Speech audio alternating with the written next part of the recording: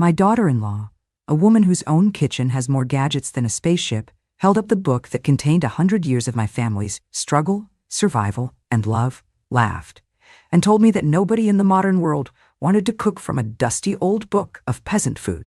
Hi everyone. I'm Grandma Agnes. My full name is Agnes Rossi. I'm 79 years old, and I'm speaking to you today from a place that feels like a dream.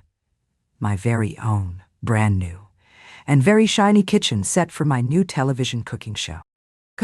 Gosh, it's a sentence I can barely say without laughing.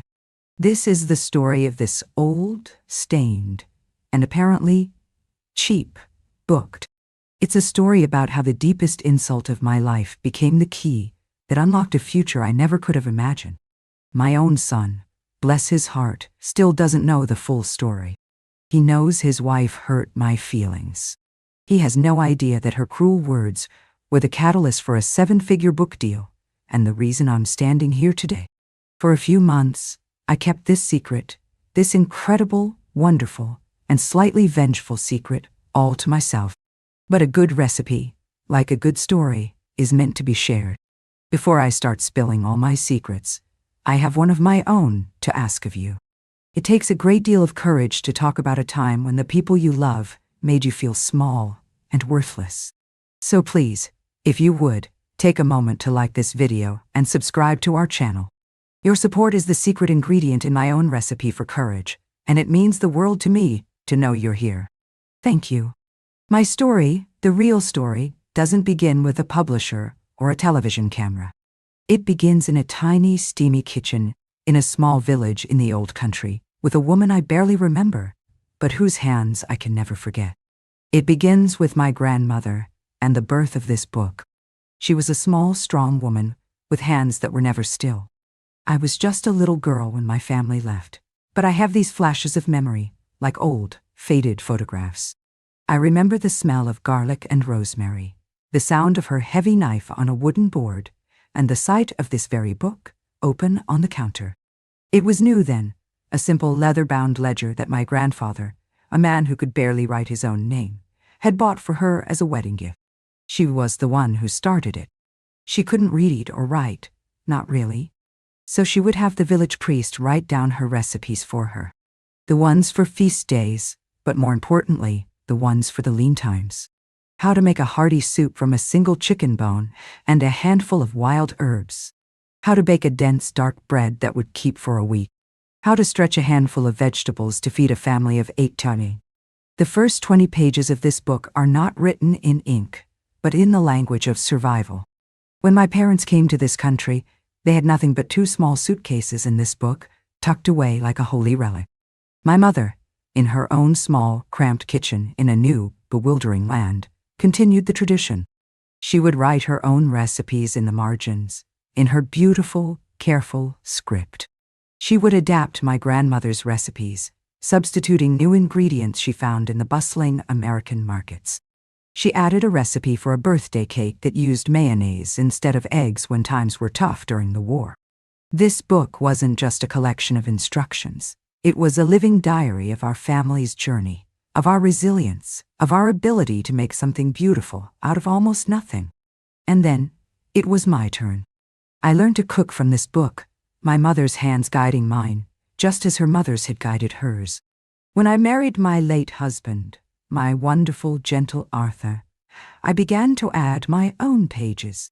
Arthur was a history professor, a man who understood the value of a primary source. He adored this book. He saw it not as a cookbook, but as a historical document. "Aggie," he'd say, watching me cook, "you're not just making dinner. You're communing with the ancestors." He would sit at the kitchen table while I cooked, and he would tell me stories from his own day, his gentle voice a comforting background, rhythm to the sizzle of onions in a pan. He loved my cooking. He loved the simple, hearty, soulful food that came from these pages.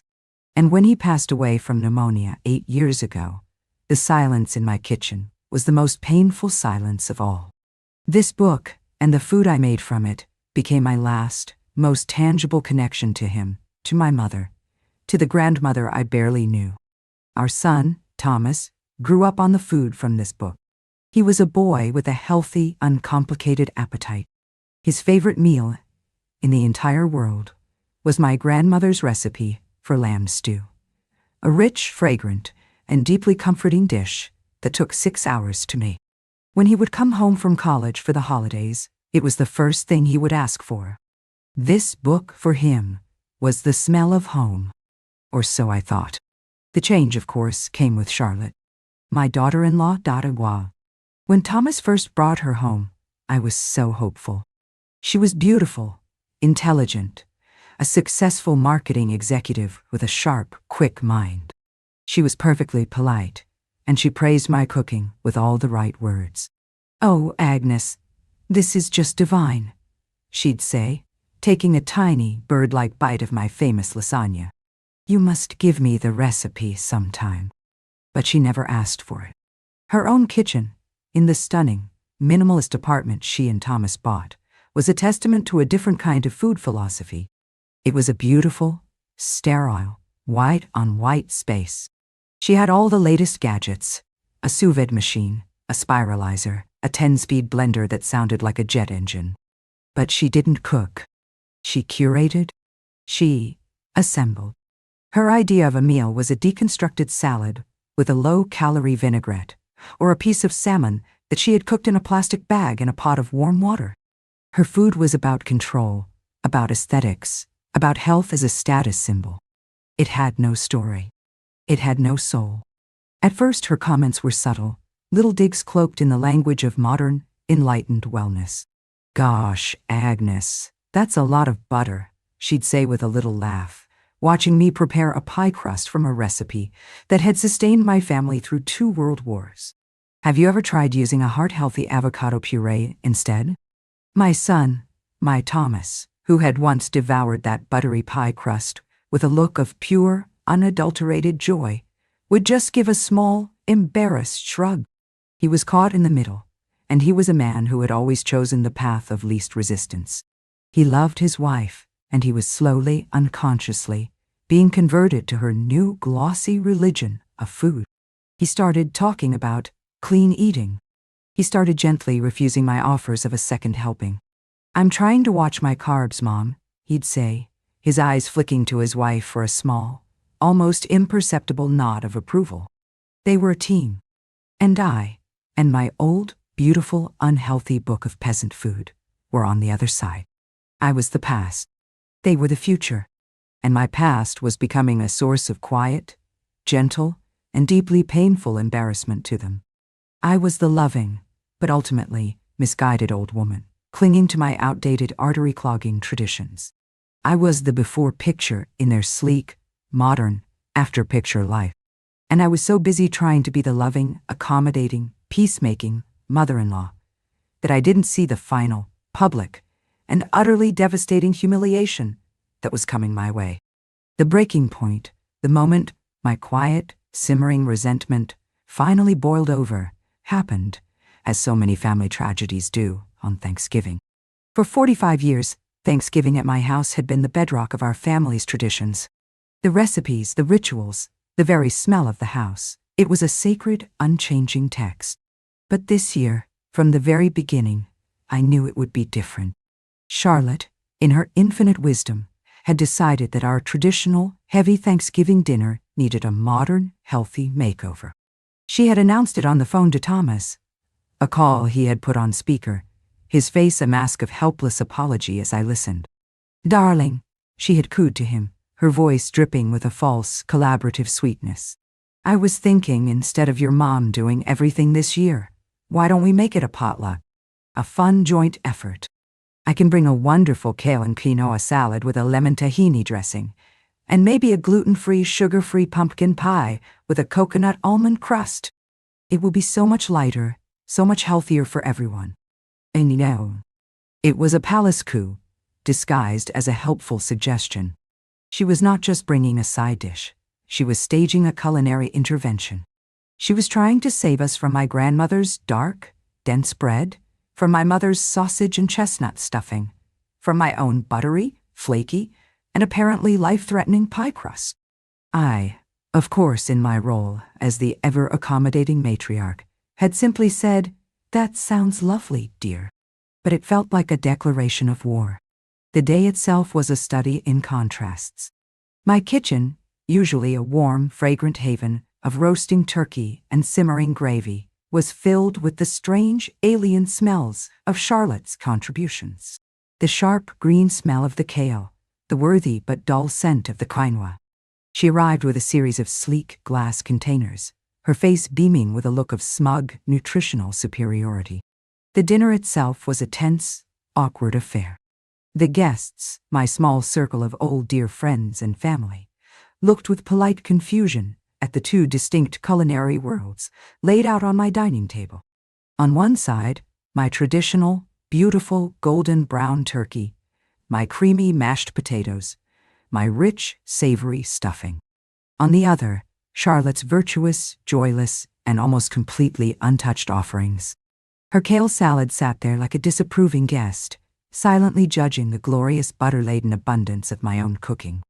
After the meal, as we were all sitting in the living room, drowsy and content, at least, those of us who had eaten the real food, the conversation turned, as it often did, to family history. My old friend, Martha, a woman who had known my mother, sighed with contentment. "Agnes, that stuffing was it was a masterpiece," she said.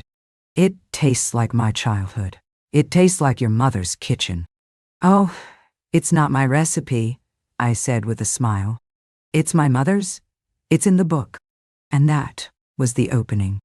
The moment I, in my foolish, hopeful heart, had been waiting for. I had brought the book out earlier, leaving it on the coffee table, hoping that someone might ask, that I might have a chance to share its stories, to connect my son, and maybe even his wife, back to the roots of our family. Jessica, Martha's granddaughter, a sweet, curious girl, piped up. "The book? What book? Can I see?" With a swelling heart, I reached for it. The old, worn, leather-bound ledger. I placed it in the young girl's hands. She opened it with a sense of reverence, her eyes wide as she looked at the pages of faded, spidery script, the notes in the margins, the splatters of oil and wine that were the ghosts of 100 family feasts. "This is amazing, Mrs. Rossi," she whispered, her voice full of a genuine awe. "It's like a real-life history book." My son, Thomas, saw the look on the young girl's face, and for a moment, a flicker of the boy he used to be, the boy who had loved these stories, appeared in his eyes. He leaned forward, a small nostalgic smile on his face. "I remember that one," he said, pointing to a page. "Grandma's lamb stew, and that was my favorite." "Ning, Nora, Inosati, Irasi." My heart ached with a sudden, fierce love. He remembered. He was still in there, my boy. And then Charlotte, who had been sitting silently, scrolling through her phone with a look of bored detachment, seemed to sense that the tide of the conversation was turning against her, away from her world of kale and quinoa, and back to a world of rich, meaningful, and deeply beloved tradition. She looked up, and she saw her chance to reclaim the narrative. She let out a small, tinkling, and utterly condescending laugh. "Oh, you still have that old thing?" she said, her voice a weapon, coated in a thin, sweet layer of feigned amusement. She gestured to the book in the young girl's hands. A sudden, tense silence fell over the room. Everyone turned to look at her. "Thomas has told me about it," she continued, her smile widening. She looked around the room, at our friends, at the young girl, as if she were letting them in on a private, slightly embarrassing family joke. "His mother's book of old country, peasant food." Peasant food. The words landed in the quiet room with the force of a slap. My grandmother's recipes, the ones that had kept her family from starving. My mother's recipes, the ones that had sustained her through a war. My recipes, the ones that had been the backdrop to my son's entire happy, well-fed life. All of it, dismissed as the unsophisticated, slightly comical fare of the lower classes. But she wasn't finished. She looked at me then, her eyes full of a bright, pitying, and deeply insulting concern. "It's sweet that you've held on to it for so long, Agnes," she said, her voice dripping with a false, magnanimous kindness. "It's a charming family artifact, a real piece of folk art." "I folk art doing," like a piece of clumsy, primitive pottery made by an uneducated native. But really, she continued, leaning forward and delivering the killing blow, in this day and age, with all the amazing food blogs and the gourmet websites and the Michelin star chefs sharing their recipes online, I mean, who would ever want to cook from a dusty old book of peasant food? My inner monologue, which had been a warm, hopeful hum, simply stopped. The silence in my mind was absolute. She had not just insulted my cooking. She had not just insulted my family. She had, in one brief and beautifully articulated speech, dismissed my entire history, my entire culture, my entire heritage, as a dusty, irrelevant, and slightly embarrassing relic of a less sophisticated time. And my son, my Thomas, he just sat there. He heard the words. He saw the look of shocked, wounded horror on my face. He saw the uncomfortable, embarrassed shifting of our guests. And he said nothing. He just looked down at his hands, a small, weak, and deeply ashamed smile on his face. His silence was not just silence. It was an endorsement. It was an alliance. He was with her. And in that moment, the last flickering embers of the hopeful, accommodating, peacemaking mother-in-law were extinguished, and a new, cold, and dangerously quiet fire was lit in their place. The silence that fell in my living room after Charlotte's pronouncement was the most profound silence I have ever experienced. It was not a peaceful silence. It was a loud, roaring, and deeply uncomfortable silence, thick with the ghosts of the insult she had just so casually, so cruelly unleashed. Our friends, our dear, lifelong friends, were horrified.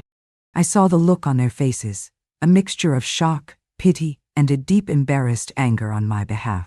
Martha, my oldest friend, shot a look at Charlotte that was so full of pure, unadulterated venom, I thought it might actually leave a scorch mark on the wall.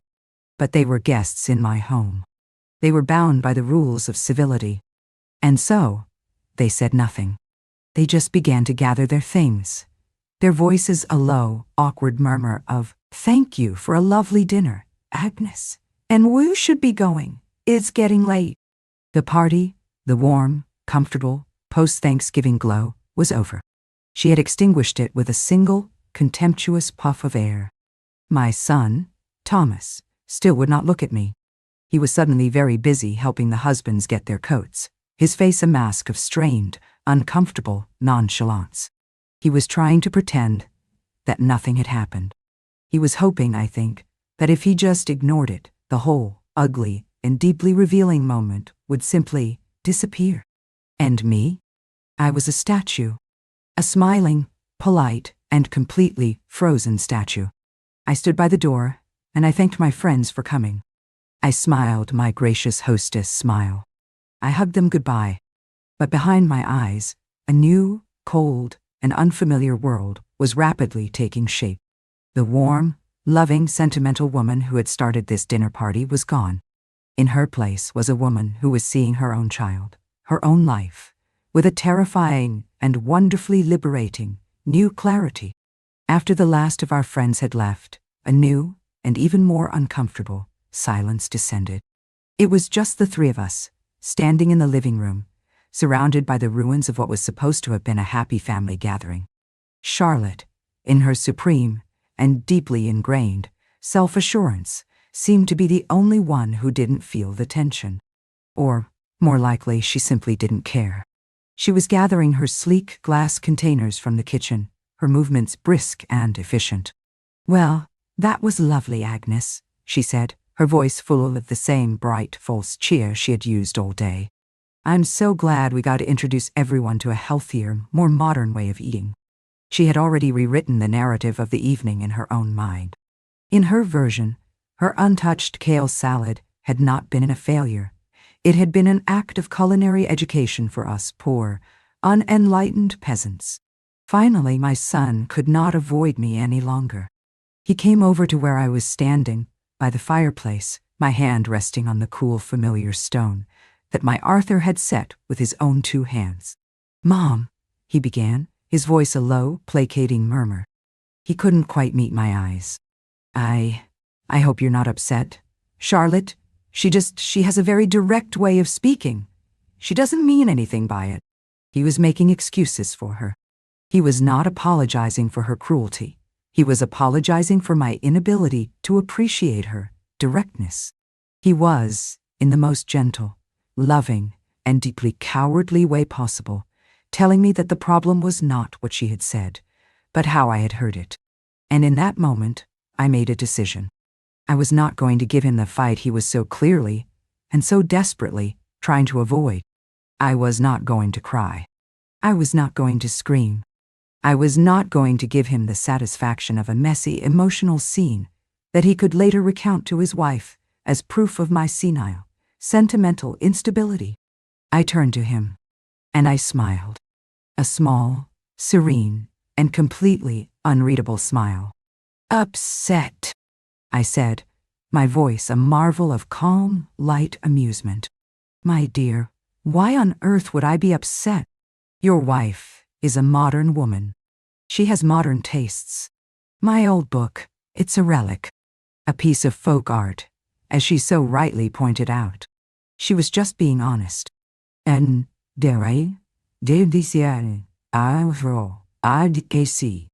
the look of profound and slightly confused relief that flooded his face was a thing to behold.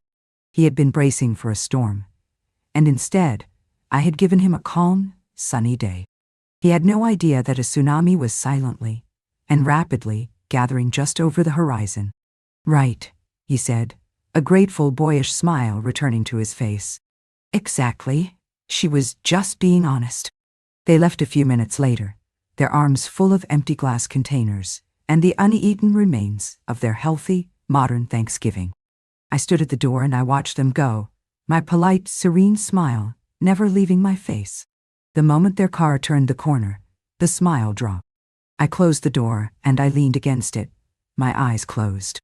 The silence of the house rushed in to greet me, but it was a new kind of silence. It was not the lonely silence of a widow. It was the focused, powerful silence of a general in her war room, the night before a great and terrible battle. My inner monologue was no longer a swirl of hurt and confusion. It was a single, repeated, and diamond-hard phrase. She called my life's work peasant food. She called my heritage junk. And he let her. He agreed with her. I walked back into the living room.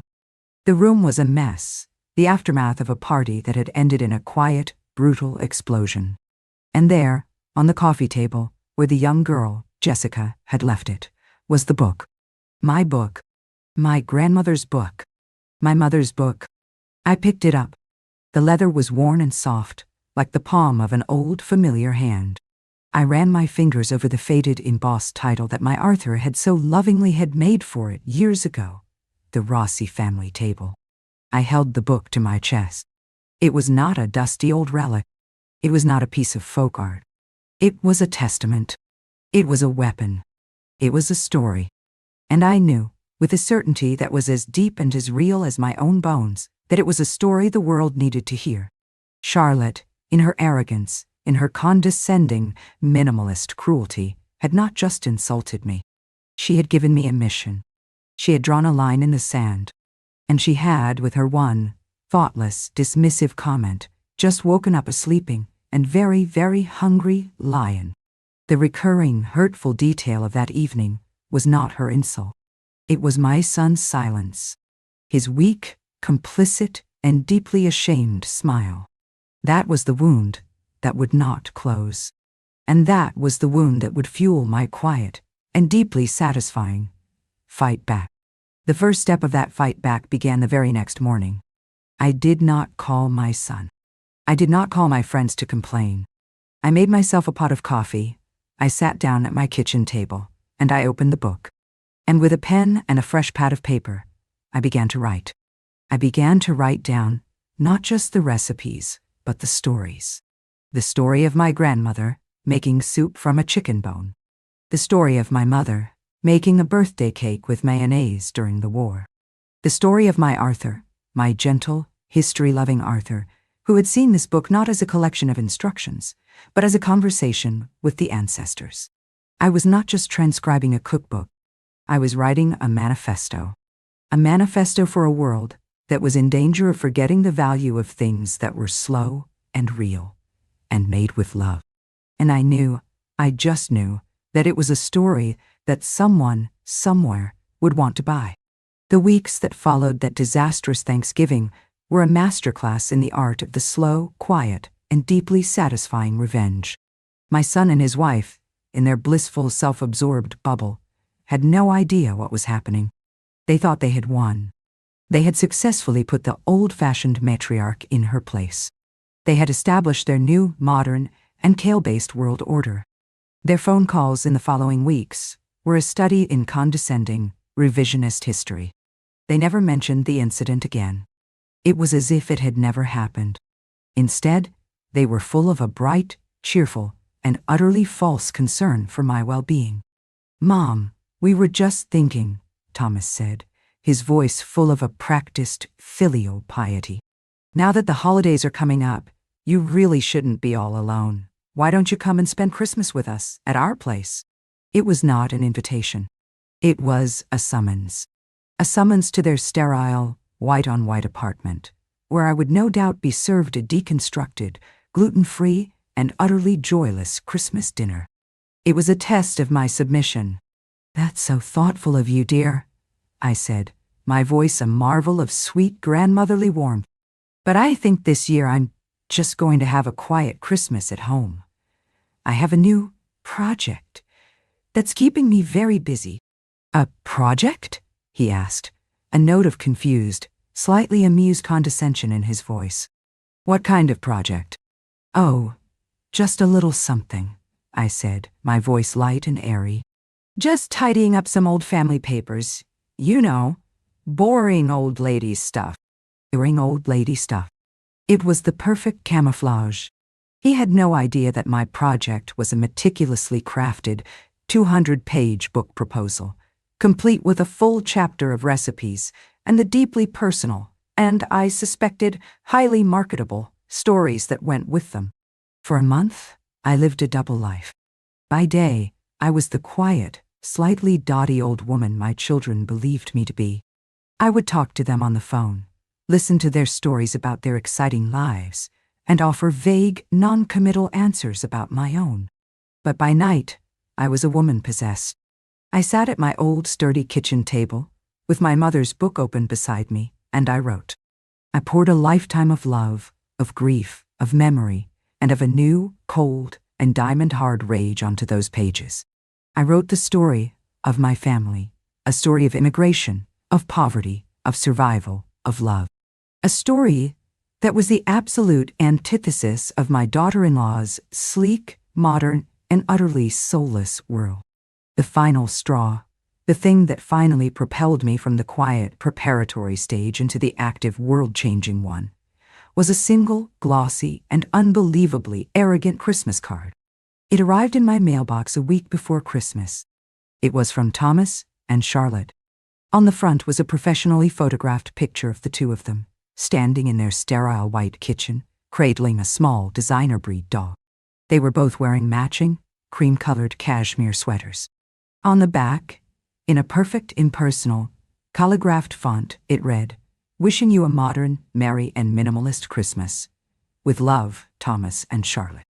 A minimalist Christmas. It was a final, parting shot in their quiet, cultural war. It was a judgment on my own, abundant, and in their eyes, cluttered and tacky. It was a final reminder that I, and my entire, messy, beautiful, and abundant life were a thing of the past. I looked at that card, at their perfect, smiling, and utterly empty faces, and I knew it was time. I was done writing. I was ready to publish. My awakening was not a single dramatic moment. It was the quiet, satisfying thud of a heavy manuscript landing on a polished desk. It was the surprised, intrigued look in the eyes of a powerful stranger. It was the slow, dawning, and deeply exhilarating realization that the thing my family had deemed worthless was, in fact, a priceless treasure. My fight back was not a shouted confrontation. It was a signed contract. It was a 7-figure check. And it was the beautiful, beautiful sound of my own voice, telling my own story on my own terms. The Monday after I received that Christmas card, I did not bake cookies. I did not decorate my tree. I put on my best, most sensible wool coat, the one they both hated. I took my manuscript, my manifesto, my life's work, and I took the train into the city. I had done my research with my librarian's meticulous precision. I had found the name of the top literary agent in the country, a woman known for her fierce advocacy for new, authentic voices. Her name was Diana. I had not sent her a query letter. I knew that a letter from a 79-year-old woman with no platform and no publishing history would be deleted without a second thought. So, I used an old-fashioned, and I suspected, deeply effective strategy. I showed up.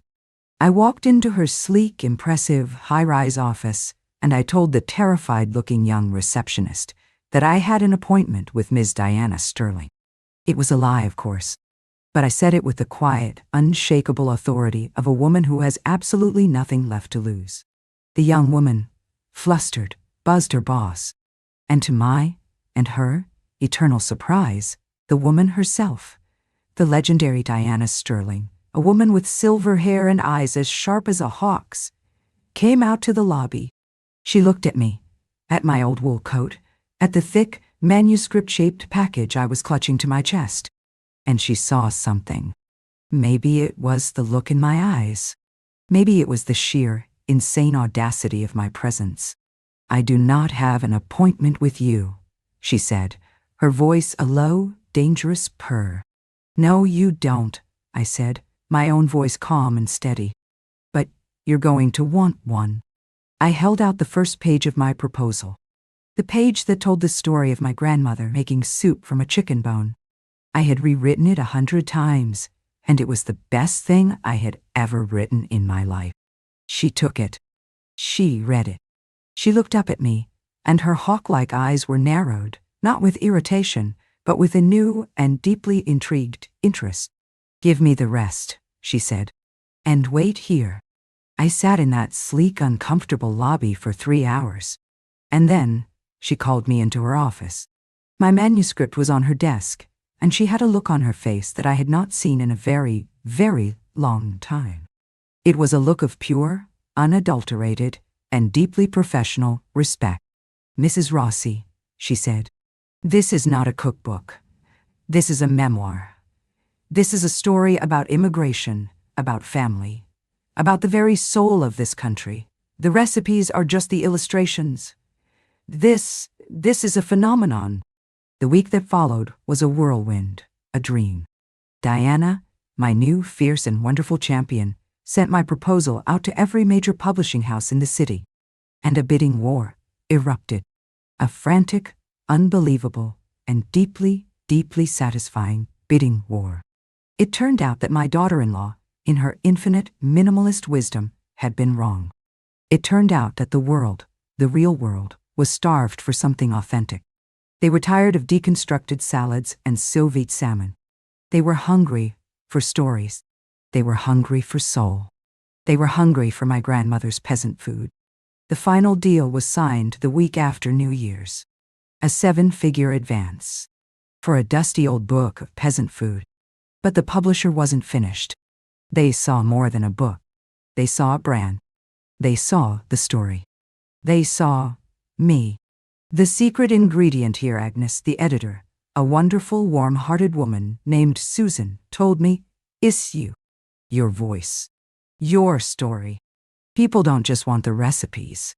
They want you to tell them the stories." And so, the second part of the deal was born. A television show. A cooking show. My own cooking show. Filmed right here, in my own, slightly cluttered, and deeply, wonderfully authentic kitchen. My awakening was complete. The quiet, invisible, boring old woman was gone. In her place was a 79-year-old debut author and television personality. The final act of my quiet revenge was the reveal. I did not call my son. I did not call my daughter-in-law. I simply let them, and the world, find out together.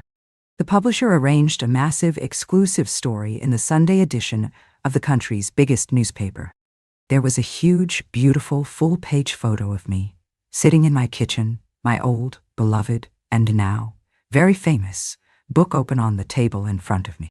The headline read, "The Secret Seven-Figure Cookbook: How a 79-year-old grandmother turned her family's peasant food into a publishing phenomenon." The article told the whole story. It told the story of my grandmother, of my mother, of my Arthur. And in a moment of beautiful, journalistic poetry, it told the story of the disastrous Thanksgiving dinner, and of the unnamed, minimalist daughter-in-law who had declared the book to be cheap and dusty. I didn't have to say a word. The world and my son finally knew the truth. The Sunday morning that the article was published was the quietest, most peaceful morning of my life. I didn't buy the paper. I didn't have to. My agent Diana had a copy delivered to my door at dawn. I made myself a pot of strong coffee. I sat in my favorite armchair by the window, and I read the story of my own life as told by a stranger. It was a surreal and deeply validating experience. The phone started ringing around 9 a.m. The first call was from my old friend, Martha.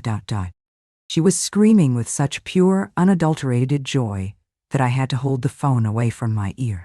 "Agnes, have you seen it? The paper? Oh, you magnificent, magnificent woman. I'm so proud of you. I could burst." And then the calls kept coming. Friends, old neighbors, distant cousins I hadn't heard from in years. They were all calling to congratulate me, to tell me how proud they were, how they had always known I was special. It was a warm, wonderful, and slightly overwhelming wave of love. But there was one call I was waiting for, and it didn't come until late in the afternoon. It was my son, Thomas. His name flashed on the screen, and for a moment, my heart gave a small, painful lurch, a ghost of the love I used to feel for him. I let it ring for a very long time before I finally answered. "Hello, Thomas," I said, my voice calm and even. He didn't say hello. He just said one word, his voice a low, strangled whisper. "Mom?" "Yes, Thomas," I said. I saw the paper," he stammered. The book. The money. The cooking show." "Mom, is it true?" "No. "Yes, dear," I said, my voice as gentle as if I were telling him the weather. "It's all true." There was a long, heavy silence on the other end of the line. I could hear him breathing. I could almost hear the frantic, panicked gears of his mind turning, trying to process this new, impossible reality. The reality that his boring, old-fashioned peasant mother was now a seven-figure, nationally famous, and incredibly successful brand. But why didn't you tell me?" he finally whispered, and the childish, wounded bewilderment in his voice was almost comical. "Tell you what, Thomas?" I asked, my voice still gentle. "That I was writing a book?" "I did. I told you I had a project. You said it sounded like boring old lady stuff. I didn't want to bore you with the details." "Darn. 90. The truth, so plainly, so quietly, spoken, was a weapon he had no defense against. He was silent. "And the money, Thomas," I continued, my voice now taking on a sharper, harder edge. "Why would I have discussed my finances with you? You and your wife made it very clear that you believe my entire heritage, my entire life's work, is cheap. I simply took you at your word, and I took my cheap little book to people who, it turns out, thought it was quite valuable indeed." "Will it this to me?" He started to stammer, to apologize, to make excuses. I didn't know. Charlotte, she didn't mean it like that. We are so proud of you, Mom. So proud." It was a pathetic, transparent, and deeply ugly performance. He wasn't proud of me. He was stunned. He was horrified. He was looking at the seven-figure number in the newspaper, and he was doing the math. He was calculating the size of the inheritance he had just, with his weak, cowardly silence forfeited. "I have to go now, Thomas," I said, cutting him off.